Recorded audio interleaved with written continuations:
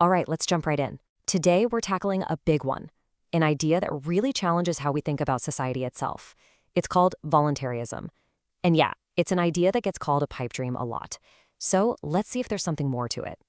So let's just get straight to the heart of it, right? The big question that's probably hanging in the air for a lot of you.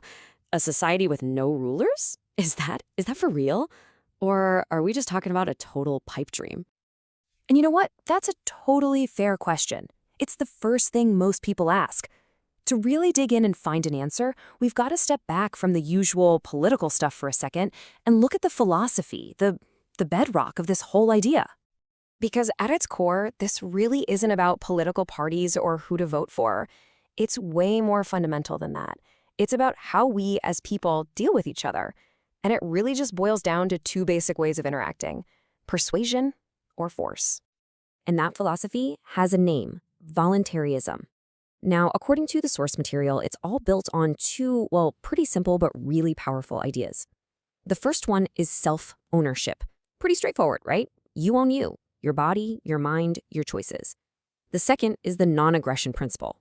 And that just means it's not okay to start a fight, to use force or fraud against someone else. Literally everything else about this idea kind of grows out of those two principles. And hey, this isn't some brand new radical concept. I mean, listen to this quote from the philosopher Alfred North Whitehead. He just nails this tension between persuasion and force.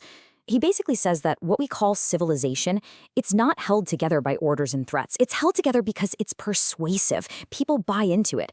That's a pretty profound way to look at it, isn't it? Okay, so what does that actually look like day to day? Let's make it concrete. On the force side of the ledger, you've got things like taxes, laws that you have to follow or else, and of course, war. Then on the persuasion side, you've got all the voluntary stuff. People choosing to trade, giving to charity, private schools, neighbors helping each other out. See the difference? One's based on you must, the other is based on let's agree. All right, so the philosophy makes sense, at least in theory. But, and this is the big but, that brings us right back to our original challenge. How would this actually work? Could you really run a whole, complex, modern society on persuasion alone? Is that even possible? Well, to answer that, our source material brings up this really cool, kind of famous essay called I Pencil. And the whole point of it is this: if you can wrap your head around the absolute miracle it takes to make a simple, ordinary pencil, then you can start to see the incredible power of voluntary cooperation. I mean, just look at this. A pencil seems so simple, but its family tree is huge. You've got cedarwood coming from Oregon, graphite shipped all the way from Sri Lanka, clay from Mississippi, wax from Mexico, pumice from Italy, not to mention copper and zinc from who knows where. Think about that. The loggers, the miners, the chemists, the people running the machines, the truck drivers, thousands of people. And here is the absolute mind-blowing part. Nobody is in charge of it. There's no pencil czar in some central office telling everyone what to do. It just happens. Millions of people all cooperating spontaneously. Economists have a name for this. They call it spontaneous order. It's this beautiful, complex dance that organizes itself, all guided by nothing more than people trying to make a living. It's a real-world miracle of the invisible hand. Okay, so that's the economic side of things. But what about compassion? What about people helping each other out when they're in trouble? The source has another story for that. A different kind of miracle. And for this one, we're heading to the Iowa Corn Belt, way back in the day. So here's the situation. There's this farmer, George, and disaster strikes. He ends up in the hospital right when it's time to harvest the corn. His whole family is looking at financial ruin. Their entire year's income is just sitting out there, about to rot in the field. And remember, there's no government agency to call for help. So what do? Well, the next morning, George's family looks out their window and they see this. More than 20 of their neighbors. They'd just shown up with their own corn pickers, their own fuel, ready to go to work. Nobody called them, nobody organized it, they just came.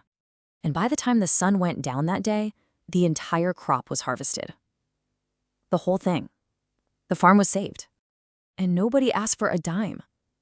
Nobody was forced to be there. It was just people helping people. A community voluntarily taking care of one of its own. So when you put those two stories together, the pencil and the farmers, you start to see what the source is getting at. This idea of voluntarism, it isn't just about politics. It's framed as a consistent way of looking at the world, something you can apply to, well, pretty much everything. Think about it. The logic is the same everywhere. Persuasion over force. So in politics, that means everything is based on mutual consent. In economics, you get the free market, that spontaneous order that made the pencil. When it comes to education, you might see something like unschooling, where learning is driven by curiosity, not by a curriculum. Even in parenting, it's about leading with compassion instead of fear. It becomes this whole way of life. This quote from Karl Wattner really ties it all together. He basically says the way you get there has to match where you're trying to go. You can't force people to be free. That's a contradiction, right? So if you want a voluntary society, the only way to build it, he argues, is through voluntary methods like education and persuasion. So that brings us full circle, back to that pipe dream question. But maybe after all this, that's the wrong question to be asking. Maybe the real question isn't if a voluntary society is possible, but to what extent our world is already voluntary. Just think about it.